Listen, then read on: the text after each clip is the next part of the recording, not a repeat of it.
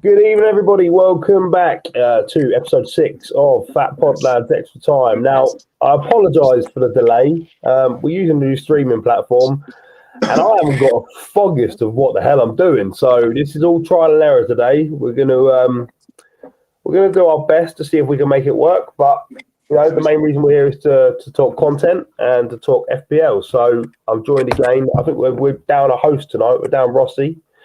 But Ruse, how you doing, mate? Yeah, I'm good, mate. I'm good. A bit tired, but good.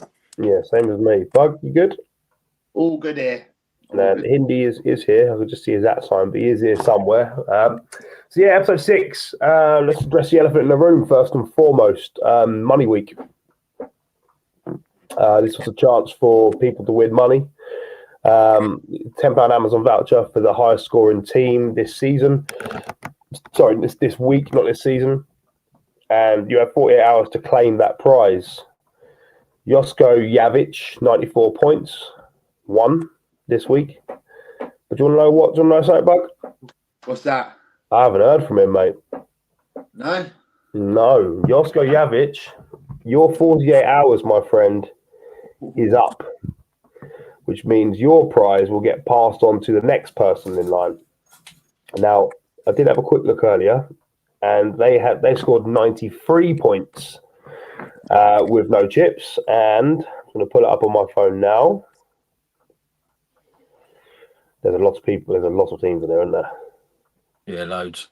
There's a lot of teams in it. Yeah, so Jovan Jaksic, with Sambo with 94 points. Your 48 hours is up. But Jess Bowles, Lakeside Legends, 93 points. The prize passes on to you because of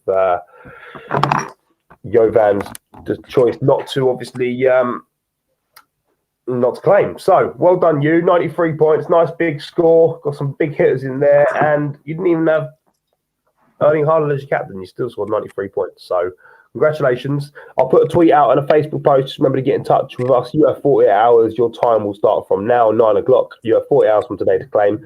Or guess what? The same thing happens again. It gets passed on. And eventually it'll get passed on until I win it. So, no, you won't, because I've got 69 points, mate, so I'll claim. Don't you worry.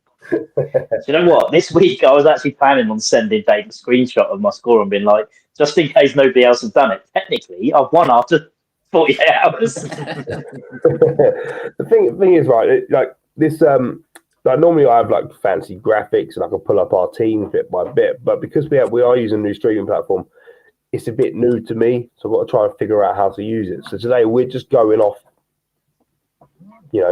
Off the cuff. and off the cuff, pretty much off the cuff, Bug. And I want to come to you first, Bug, and talk about your week.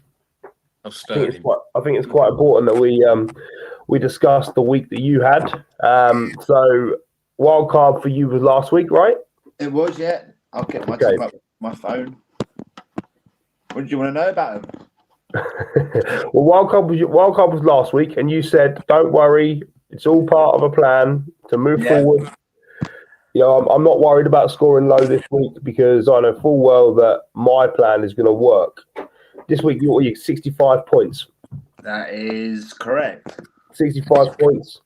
Just going to run through your team really quick because I can't bring it up on screen. David Raya, Andy Robinson, Mazraoui, Andy Robertson, Adama Traore, Eberici Eze, Semenyo, Salah, Pedro, Jackson, and Haaland. Now, I want to ask you something because last week you said I'm putting in somebody who's got a fairly decent run of fixtures coming up. I don't want to give away too much. Am I right in assuming that was Nicholas Jackson? It was, yeah. And also Adama, I think Fulham looked quite good on the attack. I think he seems to be their outball and he's always getting crosses in. Now everyone's gone for Smith Rowe, 0.6 mil more. Yeah. But yeah, the Nicholas Jackson one was my main one because I like the look of his games, but I'm not going to lie to you, I've already taken him out this week. It's just sort of true, I honestly, I see it, and I've done it, and I thought, why have I done that? But then I've gone for proven. I've gone for a proven striker. You know he's getting a hat trick next game now, didn't you? Oh, 100%. The hex is back, ain't it? Let's be honest. Yeah. I've relied on Jota, and he didn't play. And Kuku has lost like 0.5 mil. Yeah, he's on his third price drop, mate. Yeah, I know. But the thing is, he's getting used for the European football in the cup game. He scored a hat trick yesterday, so he's got it. It just. I mean, you were playing Barrington. I think I could have scored a fucking hat trick again. That's them with 6-0 on it. You used to get a nosebleed going over the halfway line. You wouldn't be there. So obviously you're sat on 65 points. You've taken Jackson out. Obviously, I don't have to give away who you've put in his place. I'm more than happy. I've taken a -4 this week. I've taken. And all like Kindy says, never take the minuses. Although he did this week. Unless you have to. Mine was for the price rises and getting the money because I may have lost 4 points, but I've made 0.3. Okay, so you're kind of you're still playing this long game kind of thing where you're not looking at individual weeks. You may have scored bad last week with your wild card, but realistically, you knew you were going to get some decent points moving forward. I think did you top score out of us this week? No, Russ was above me, but I'm still above him in the league. So yeah, me too. Somehow. Right, 1 point, boys. 1 point. Point's a point, mate. Yeah, point's a point. It's the difference. If it was alphabetical order, it'd be different. But it's just funny how we're using a new stream when Dave scored no points on Super 6 this week. No. Well, we don't play Super 6. It's the score predictor, mate. Just Score predictor. Just get Still copyright. Super 6, mate. Just get copyright. Yeah, so we will come on to the score predictor later. And yes, I did forget to do it this week, which means I resorted to having 1-0 away wins and no team away won. So I did score 0 points, but guess what? I'm still top. Don't think you are, mate. I don't think you are either. Moving on then. I don't know, because I can't actually pull up a league table because I don't know what the fuck I'm doing on this streaming platform. So I am learning. I'm learning as I go along. Indy, let's come to you, mate, because you've obviously been stuck at the foot of the table for a little while, but you started scoring, the average 60 points each week. You took a point hit this week, which none of us knew about until Bugden revealed that news and outed you pretty much. Talk me through that. Talk me through your week. I got kind of caught in two minds. I wanted to get a player in, and by doing so, and getting Lucas Digne in, who actually in the end only got a point because he got taken off at half time when they'd already conceded, was a pretty bad decision. I expected them to keep a clean sheet. They didn't, and it hurt my chances considerably. But I was able to move a few bits around. I got Dominic Calvert-Lewin up top. Again, blanked when I thought he might do something.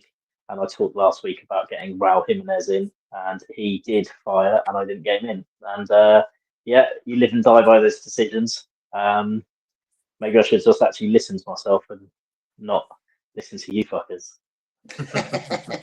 Yeah, because I was banging the Dominic Calvert-Lewin drum last week, and I didn't even put him in the end.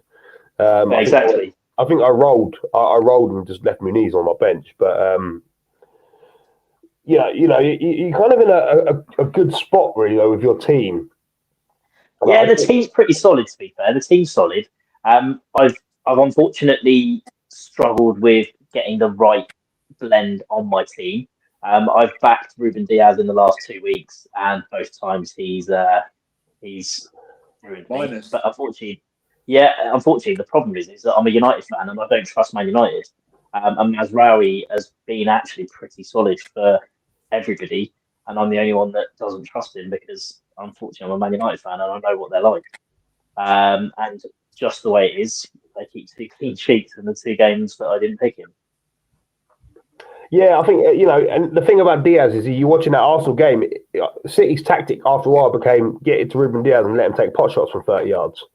It was a bit weird. It was like, he was their man who was going to ping it from 30 yards. You never know. You could have blagged a goal out of that. But, like I said, overall, your team's in pretty good shape. We do joke about you being bottom, but the reality of it is there is 30 points between top and bottom in our host league. So it's pretty tight. It's pretty close. I think there's going to be some moving around and some shifting. I think halfway through the game week this week, I was second bottom or even bottom at one point, but then I was the only one to captain Haaland. So talk me through your captain choice, Indy, because obviously you're also another one that bangs the drum saying, I don't get why you don't captain Haaland. I don't get why people don't stick with him. It's a no-brainer. in all fairness, look, I really rate the Arsenal defence, and when I was speaking on this last week, I thought it might have a 0-0 written all over it like it was last year. And to be honest, Arsenal looked solid in that second half until they conceded, and the one chance that Haaland did have, he scored.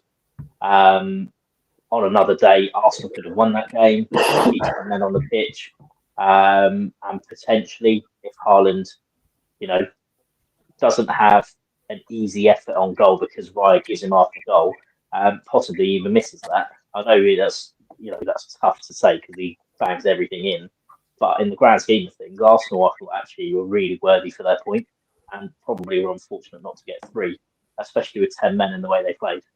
Well, just quickly, I know it's not FPL related, but what do you boys make of Trossard sending off? I think it was a sending off. Absolutely justified. The first one was harsh yellow, but was probably a yellow. The second one was just stupid on his part. I mean, there was no need for it. The way he ran into the first defender was a free kick, and I don't know if he got the yellow card for that, but then kicking the ball away, you're just asking for a yellow. Yeah. Russ, Arsenal fan, what do you make of Trossard sending off? Yeah, it was definitely a second yellow. But then again, like I said the other week with the Rice thing, too inconsistent with the ref. Referee should have booked fucking Silva beforehand. Should have booked Doku beforehand. But we know what Oliver's like. He's a fucking City fan. Gets paid 20 grand to go over there and referee. All on the fucking sheesh fucking payroll, isn't he? It's just crazy. The thing is, right, and I will get back to FPL in a minute. I do want to talk about Arsenal really quickly. You'd think that Trossard, having watched Rice get sent off for something very similar, would have thought to himself, actually, I better not do this. But then if you look at when he kicked the ball, from the time he blew the whistle, it was less than a second, like 0.8 of a second, it's all come out. So he's in mid-flow of kicking the ball. So you can't really stop yourself in that short time. But it is what it is, isn't it? Buggy mid-flow, kicking the ball, what do you make of that? I think that's a load of fucking toffee. But then if that was your play, you'd be saying the same. I honestly do. Let's be honest. The referees have been told recently that dissent and stuff like that it's a bookable offence now. And unfortunately, so why is it only Arsenal players that are getting booked? Because they dissent a lot. Yeah, you're like the top team for the dark arts at the moment. But how can you say it's fucking dark arts? We're winning 2-1. We're down to 10 then. How else can you fucking play? Why is he wasting time though, Russ? He booted it away. Well, he booted it away. In the first half. Yeah, that's all right, mate. It's all right. It's a point, isn't it? We got a point. To be fair, it's a really, really good point, and a point that actually towards the end of the season might see you win the title.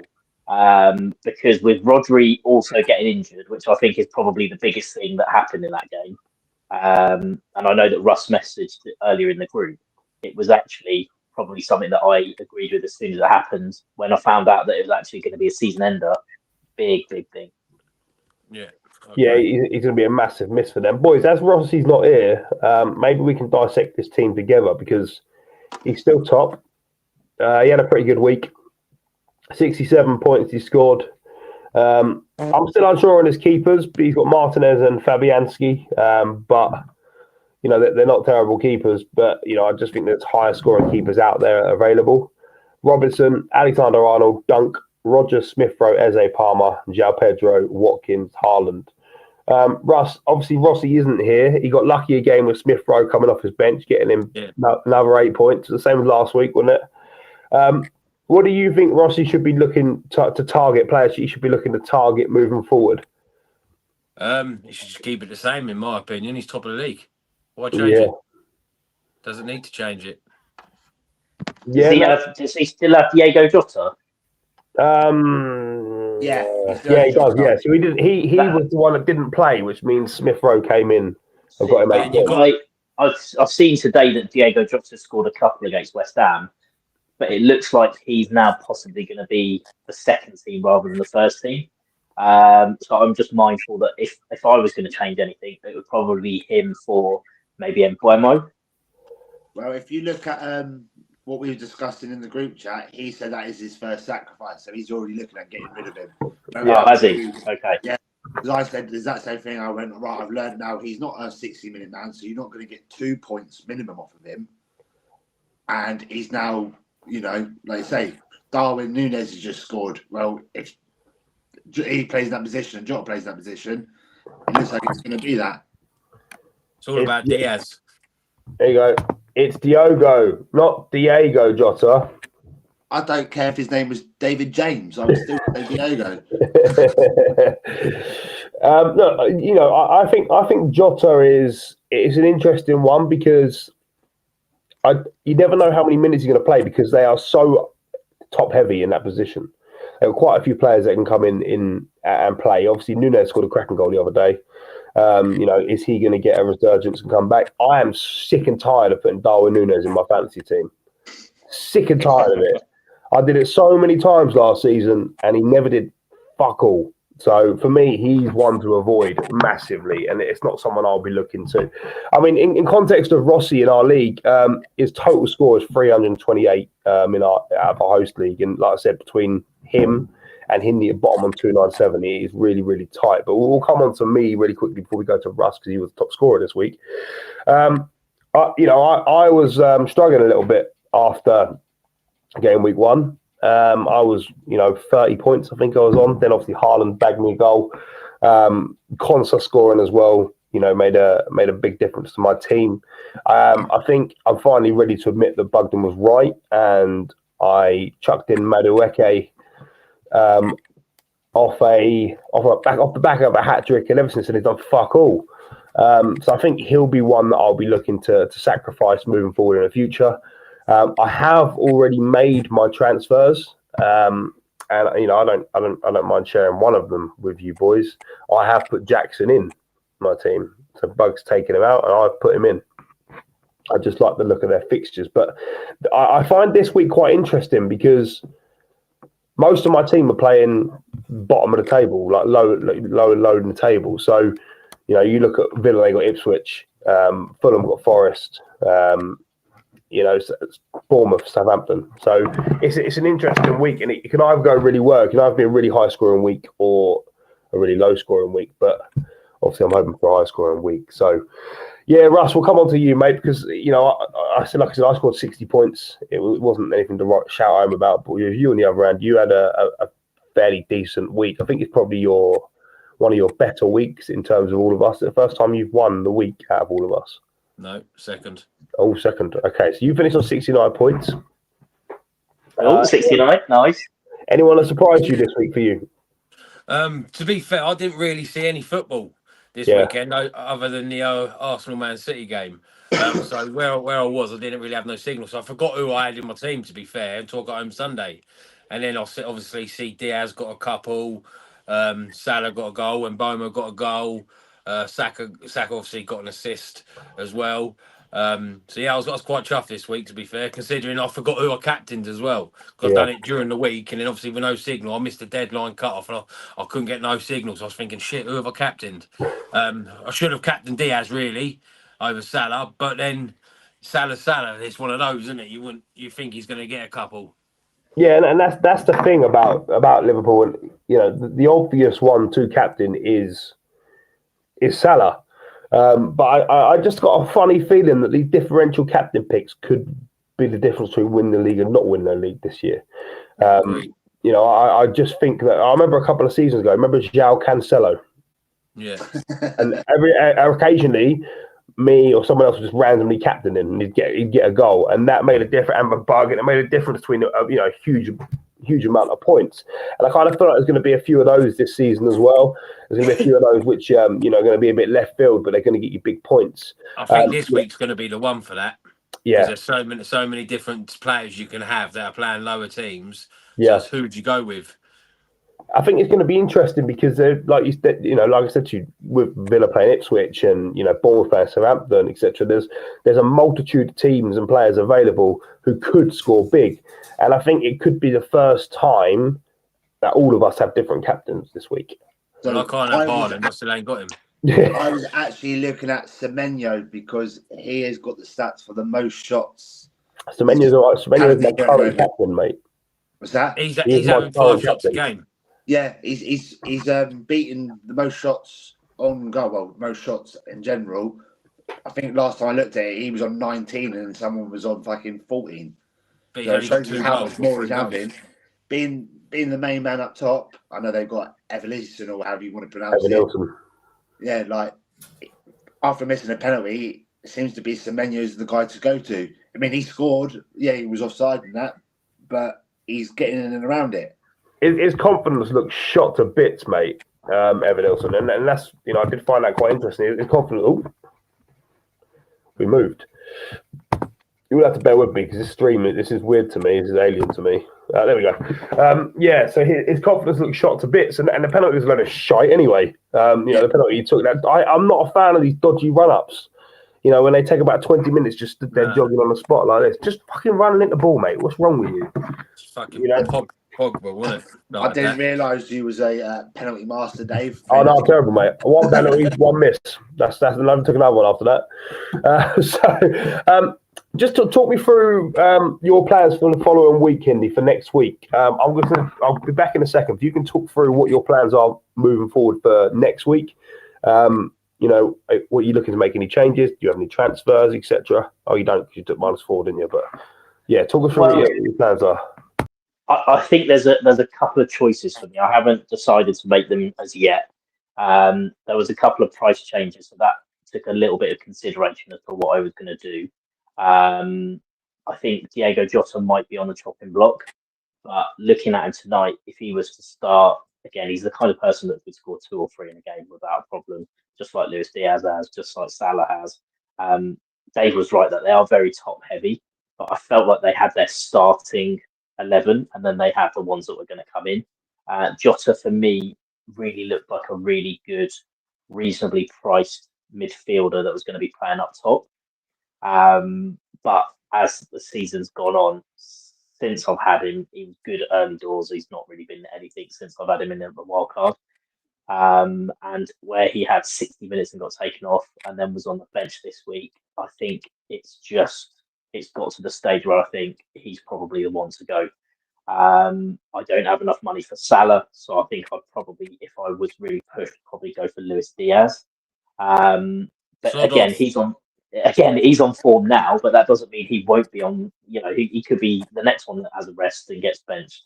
It's unfortunately they've got so many players. Even if he's got like a tight hamstring or something like that, and then Gakpo plays and Gakpo scores, and then all of a sudden you're thinking, shit, now I need to put him in. It's almost like pep roulette with that front 4, 5, 6 that they've got. Yeah, no, I agree. It's and that's what I was just saying. There's no guarantee with Jota. At the start of the season, you look nailed on, but kind of now, I wouldn't like to say he's nailed on. Are you kind of forward planning again? Because I know you do like your 5-week plan in place, Indy. You do like to plan ahead. Well, see, a lot of people took Saka out because of Man City, and I didn't, and he did come up with an assist in that game. And if anything, it was helpful that he got that little bit of a rest, to be honest, because last year he played every game and every minute. He's playing tonight, though. Injured. Yeah, which is fair enough, but it's on the basis that you only gave him 45 minutes, right? So he's probably just given him a little run out on the basis that he probably came off a little bit undercooked in that game. He played 70 minutes tonight. Okay, which is reasonable. It's a reasonable run out against an easy Bolton team. I mean, it's not like they've got anything to my own, but last time I checked, it was 4-1 to Arsenal? Did it finish that? No, 5-1 now. Yeah, 10 minutes to go. It's a decent score, isn't it, for Arsenal? It's like a training exercise. And, it just means that he won't have trained probably one of the days this week and will get an extra day off as well. So I think that all still bodes pretty well for him. Because I think I read a stat somewhere that he's scored or assisted in every game so far this season. Yeah, he's got an assist in every game. Yeah. So the thing is, those types of stats, I'm never going to go away from that if he's got an assist in every game. I've got Saka and all. Yeah, and the thing is, last year there was somebody else in one of our money leagues that took him out, and that was probably the reason why he lost in the end, because I kept him in and he scored for about through that really difficult period that you had where you're playing the likes of Liverpool and United and stuff. He was scoring in every game and he was assisting in every game, and he takes penalties. So I'm not going to ever get rid of him. Just like why I captained Palmer this week, because West Ham looked shite, and I thought the Arsenal fixture was probably a tough one for Haaland up against two good centre-backs. And I thought, actually, Palmer running off West Ham's defence and midfield, he should have had chances. And he actually had a really good chance early on in that game. He didn't score, so he could have had a couple. And if that goes in, I reckon he probably gets a 3 bonus as well.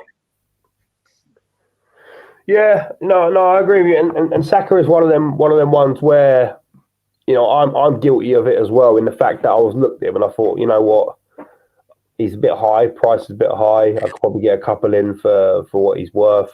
You had your Tottenham head on, you liar. Yeah, that's true. But even Tottenham, even Tottenham assets, you know, there's no one really in for Tottenham that really screams at me, get me in now. I mean, Maddison had a great game against Brentford, but that's his first good game of the season.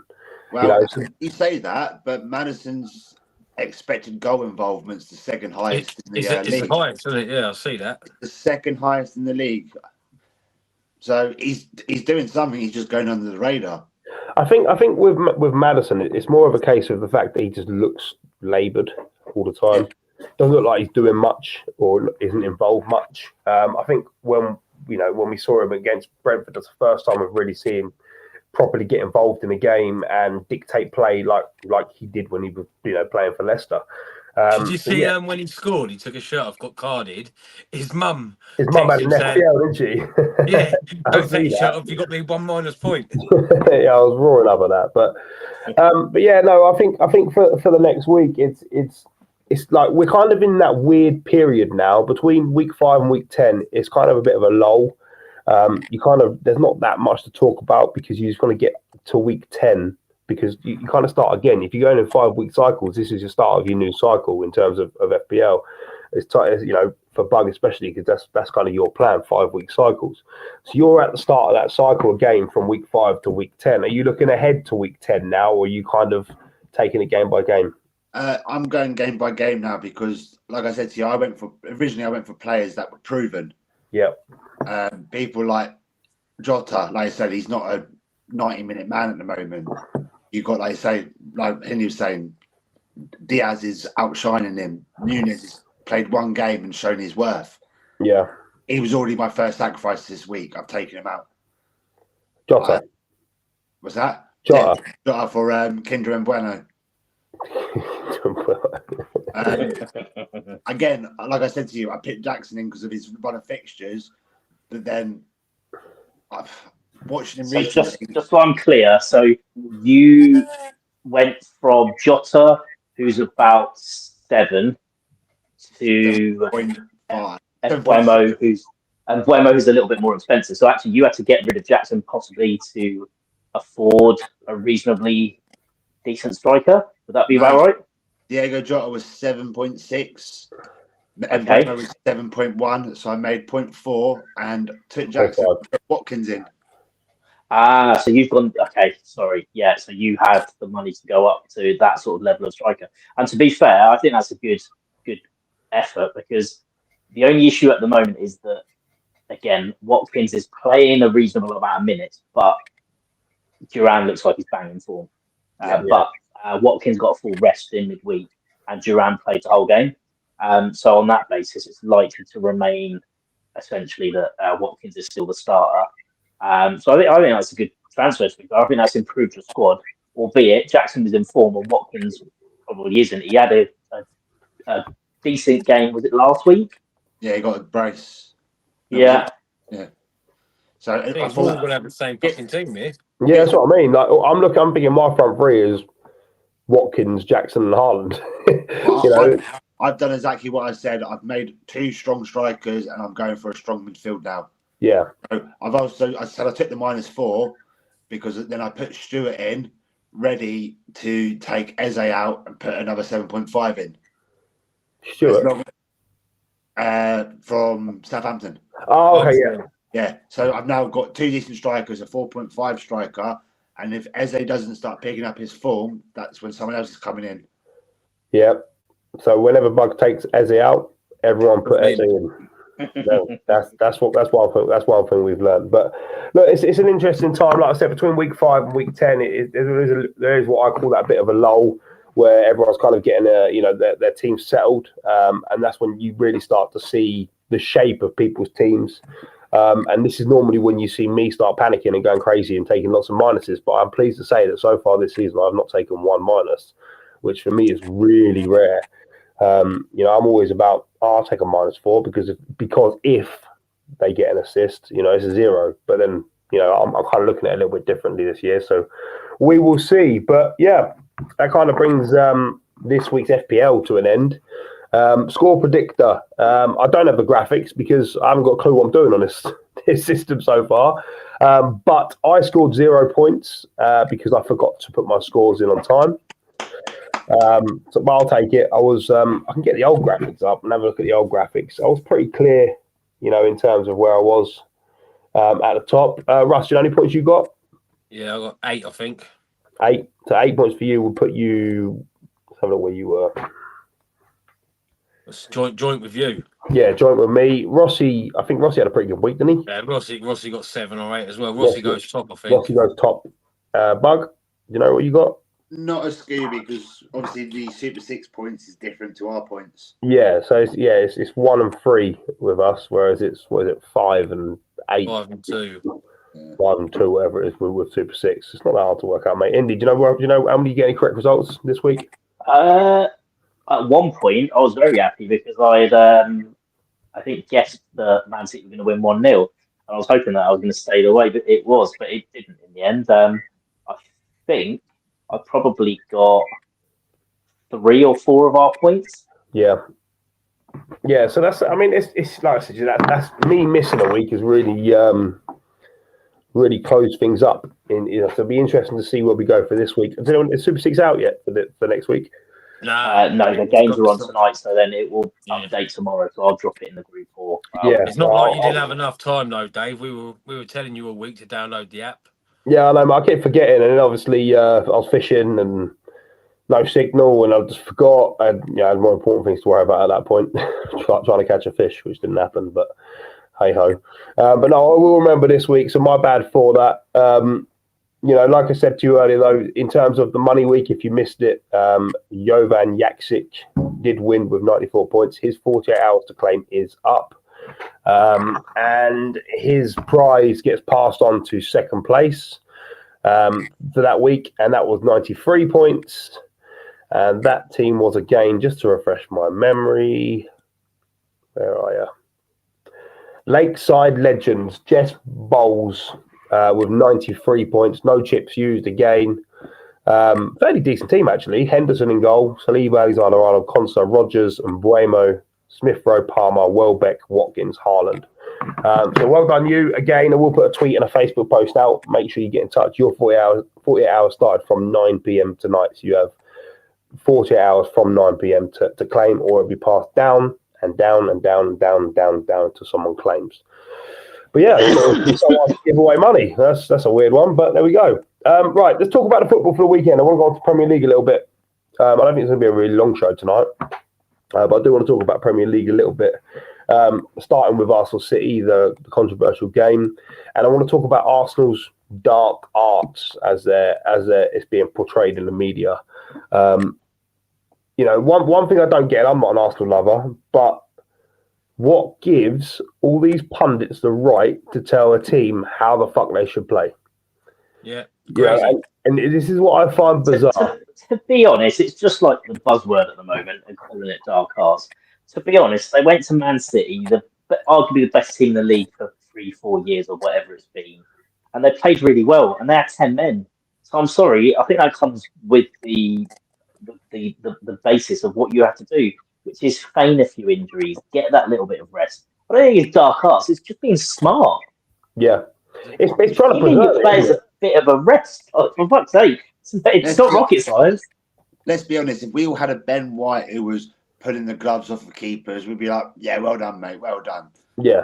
So I fucking had Diego Costa playing up top for us, and that man loved an argument. And all of a sudden, 8 minutes has passed, 10 minutes has passed, where they're too busy dealing with him. Yeah, and that's the thing. And like I said to you, it does do my head in a little bit. I was listening to Talk Sport, and Jamie O'Hara and Jason Cundy were like, I hope that Arsenal gets smashed because, I'm not a fan of this anti-football. It's not anti-football. It's you're playing probably the best team in the world. 2-1 up for fuck's sake as well. This 10 is what I mean. And the thing is, they're not just talking about the City game, they're talking about other games as well. But one thing you've got to say about Arsenal over the last few seasons is their inability to hold a result has cost them the league title twice. Their inability to be able to see out games and waste a bit of time and kill off a bit of time has cost them the league. If they're now doing that, surely that's exactly what they should be doing. Because Jason Cundy's moaning about anti-football, but he was loving it when Mourinho was winning leagues. This is, he does my head anyway, Jason Cundy. But that's unfortunately the whole basis of Talk Sport is to say a comment that is going to divide football fans. And unfortunately, there's fans out there that are so anti another club that they'll jump on it and say, "Yeah, Arsenal, I can't believe they did this." But in reality, every club does it when it suits their agenda. If you go down to 10 men, every team is doing that. Yep. The thing is, as well, right? We've got the best defence in the league, in my opinion, right? So why is everyone jumping on a bandwagon? You play your trump card. You defend. That's what I can't understand.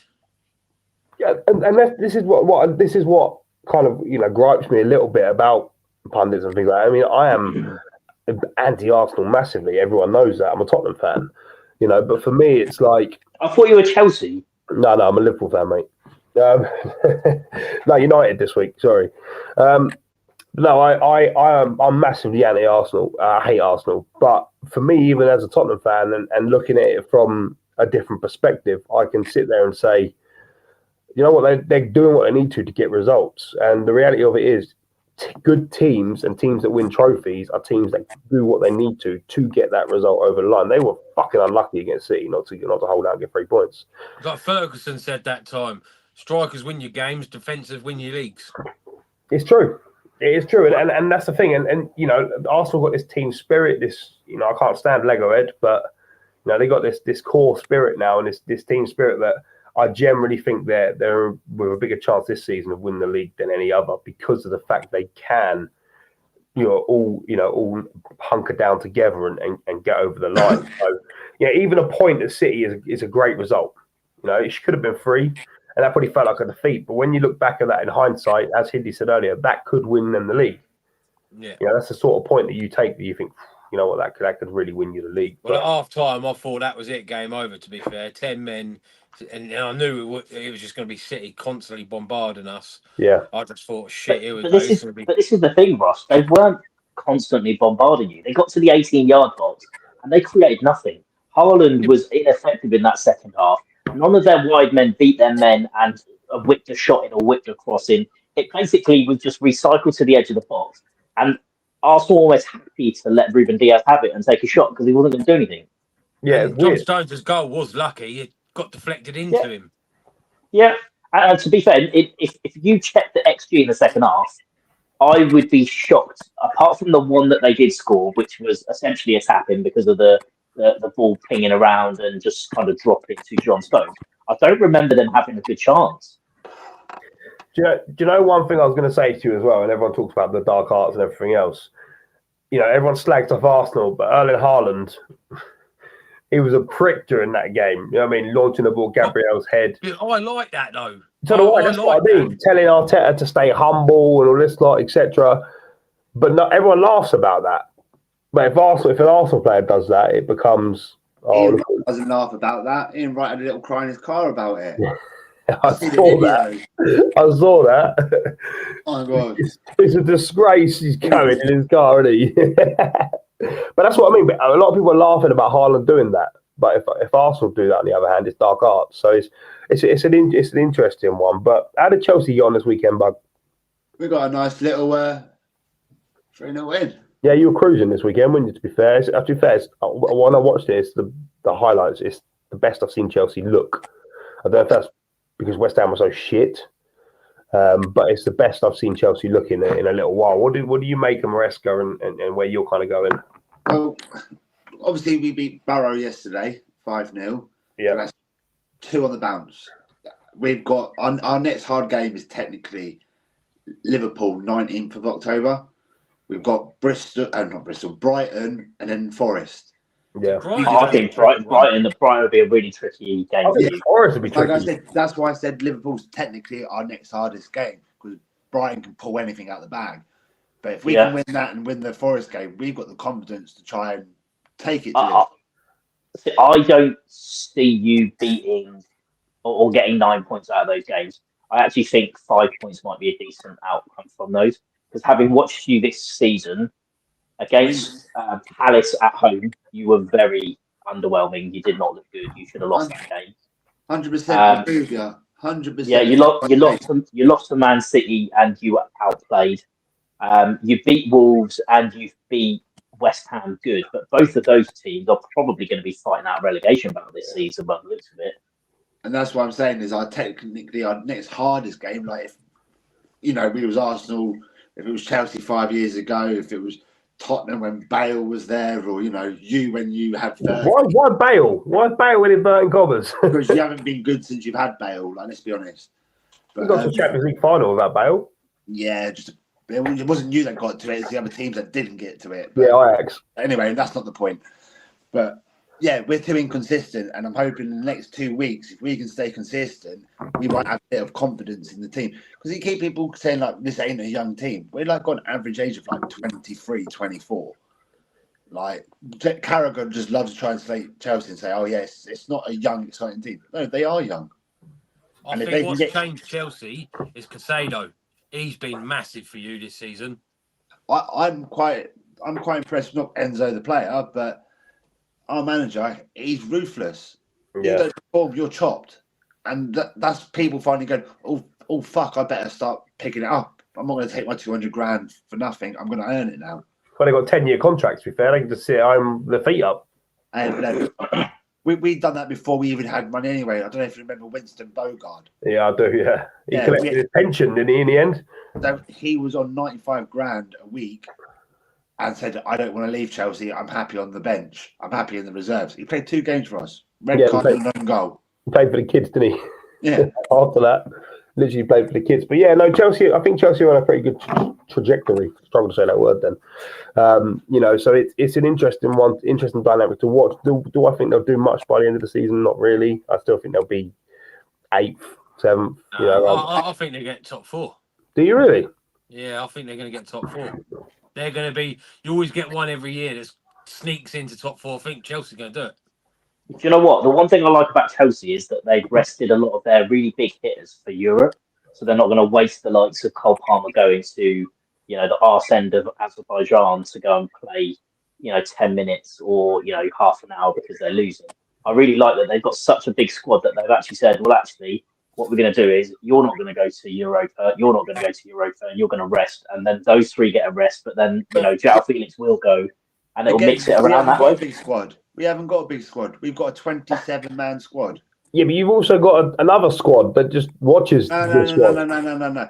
So what everyone's done is they've included Chelsea's transfers for youth, as in under 21. So everyone goes, "Oh yeah, they bought 30 players." No, we bought 12 of those players that are going into our youth system, into the academy.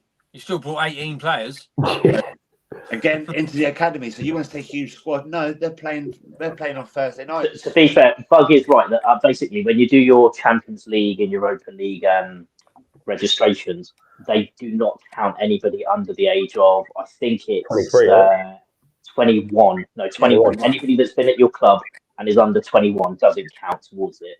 It's only people that are over 21 that count. So people like Garnacho for Man United, Kobe Mainu do not count. But you will keep them in there because they give you your 8 homegrown quota that you need to have, and people that have trained at the club between 18 and 23. So you do get it. It's just obviously got to happen in a particular way. So I can see what they've got. They've actually ended up with a much bigger squad than they need, but they can actually rely on those. They don't actually have to register them either. What do you think about Jadon Sancho for FPL moving forward? Again, he's not getting enough time on the pitch. I know he's doing stuff on the pitch, but he's not getting enough time. Once he hits that 60-minute mark and you're going to get a minimum of 2 points, that's when I'm going to hold off. As a United player as well, and I'll just go on to what Bug said, I actually think he's a 60-minute player. He used to basically get so tired. and be like completely ineffective after 60 minutes. I don't know if he's smoking or vaping like Dave and stuff, but the stamina gets destroyed. And I'll be honest, he doesn't. He is so late. Like he can be so good. And as a United fan, I really thought he was going to be like such a big player for us. And then he came, and he's good for like 20 minutes, and then he's like, "Nah, I'm blowing, mate. I'm out." Yeah, maybe he's on that knot with Basuma. Sucking on laughing gas or some shit. I'm glad you said that because I was going to get the name completely wrong and I said Dele Alli. Dele Alli ain't touched a football pitch in like 3 years, has he? But no, I'll talk on United quick hint. I don't want to talk about Tottenham, but talk about United. So, do you know what? Weirdly, that Liverpool game was our worst performance and we got battered and we weren't even in it. But do you know what? The performances this year have actually been pretty good. We weren't that good in the first half against Southampton, but we came through it and looked quite comfortable. I think for 70 minutes against Crystal Palace, we looked great. We should have won. Probably should have had 3 or 4 in the first half. Didn't. And they just held on and they just, ground out a 0-0 result. But actually, a 0-0 away at Palace. And I know they're not firing yet, but last year we lost their 4-0 and they beat us at home. So actually, we're going in the right direction. That's the point that we didn't get last year against a pretty decent home team. The other teams that you don't really like to go and play are Brentford away, Brighton away, and I know we lost to Brighton as well. But again, we played pretty well. The performances this year have been much better, and the results haven't been there. Last year, the results sometimes were okay, but the performances were shocking. Yeah, it's United fascinate me because, and I think we've all said it at some point. Nobody really knows what their style of play is, or what you're going to get from them, or are they a counter-attacking team, or do they possession dominant? Because obviously, you look at Ten Hag when he's in charge of Ajax, they were at least dominate the ball, dominate possession. You don't really see that with United a lot, and I think a lot of that is down to legs in midfield. You got Casemiro, who gives the ball away all the time, Tonight as well. Huh? They drew tonight as well. Yeah, they really. That's what I mean. You don't never know what you're going to get with them, and it's weird. It's a strange one. The thing is, I think the problem that we've got is that one, we've had a lot of turnover of transfers and players in. I don't think our best team has actually been on the pitch today. Today we actually looked pretty solid. It was an Eriksen mistake, and I think he got caught on the ball, and Mate's basically threw on goal and has just. Who were they playing? FC Twente. Oh, Twente, yeah. Yeah, so, look, they're not world beaters, but we were comfortable. We were 1-0 up. And we were you should be beating them at home. Oh, yeah, no, I agree completely. But I don't think we're actually on all cylinders yet. A lot of players that have been injured have all started to come back, but I don't even think everybody's played more than 75 minutes again. So clearly we need to have a better pre-season and make sure the players are a little bit more fit as well. But it's still early doors in the season. I think the league is the most important thing. I don't give a toss. Has Ugarte played much at Hind? He played today and he's looked good, but I think we need to make sure that the right trio play with him in midfield. Bruno will be the attacking one. He will be the holding one. And I think it will be probably Kobbie Mainoo being the link between the two. Yeah. The problem is I think that Ugarte will get around the pitch and is reasonably athletic. Kobbie isn't the most athletic and is actually really good at keeping the ball. And we seem to lack a little bit of control in games on the when there's effectively a turnover in possession and people can run at our back four. They're not the most mobile, and our front wingers, the Rashfords, the Garnachos, and Ahmads, they're not always getting back in to help either. Whereas if you look at other teams that are a little bit further along, like the Liverpools and stuff, Salah does a shift. Diaz does a shift. They all get back in and help each other. That doesn't seem to be working at the moment for us. I think the blend in midfield is all wrong. Yeah. Hoyland's a big loss, though. No? Sorry, what was that? Hoyland's a big loss, though. I think he came back today as well. He came back this evening. Yeah. What's funny about United is you look at, McTominay. Is anyone seen McTominay for Napoli? He looks unbelievable. He looks decent. I saw a reel of his kind of stats against Juventus, and he looked very, very good. But the thing is, he's an absolute beast in that he can get across the pitch and he can really affect things because his engine is unbelievable. He was off the charts at United. He was the most athletic. Like, you know, at the beginning of the test, you have all of your pre-season comebacks and, you know, your energy tests, your strength tests, and your the bleach tests and stuff like that. He wins it every year. He's like what James Milner was for Liverpool, but for us, he's just so much like more athletic than everybody else. But the problem is our system is all about playing like a real ball controlling possession type football, and he can't do it. I'll give you one thing about McTominay and his fitness. When I was in the army and we obviously COVID happened and they were making you train at home and do runs and that, he used to post his Strava. I posted his Strava as my 5K run. And everyone thought I was some sort of athlete because obviously it was like 15, 20 minutes. You know, United. Again, I don't think Ten Hag is the right man. I think that will become more evident around Christmas time because I do think that if they carry on struggling, he can get sacked. Yeah, I think he'll be gone. I'm not going to talk too much about Tottenham because we do that on Sundays. But you know, what I will say is after 24 seconds, I was like, here we go again. Here we go again. You know, and What's the goal though? Yeah, what a finish! That I didn't see it till obviously I come home from fishing, but I was like, what a finish that was! Left peg top corner. But I'm glad Solanke got his first goal. Hopefully, it's going to be the first of many.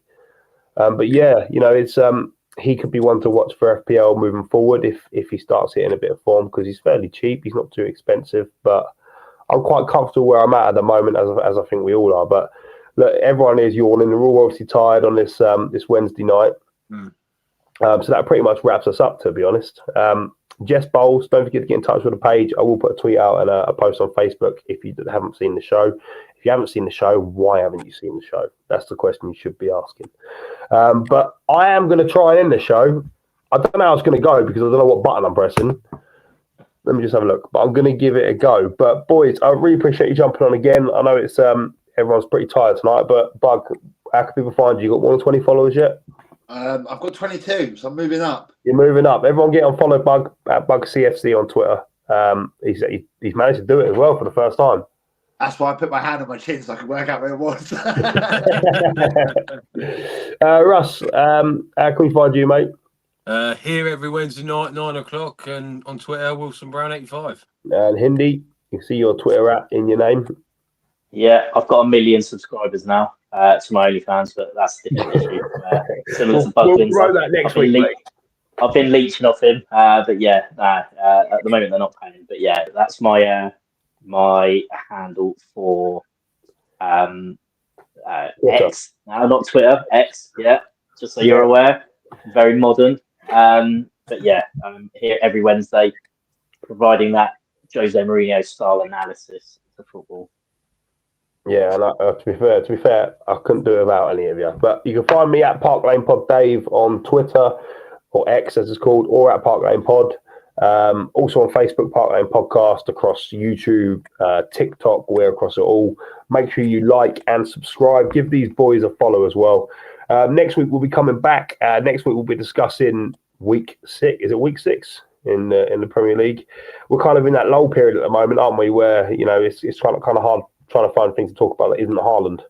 That's pretty much been the talking point for the last 5 weeks. So hopefully someone next week can do something, which means we can talk about someone other than Haaland. But until next time, boys, I'll see you all soon. Up the Arsenal. Yeah.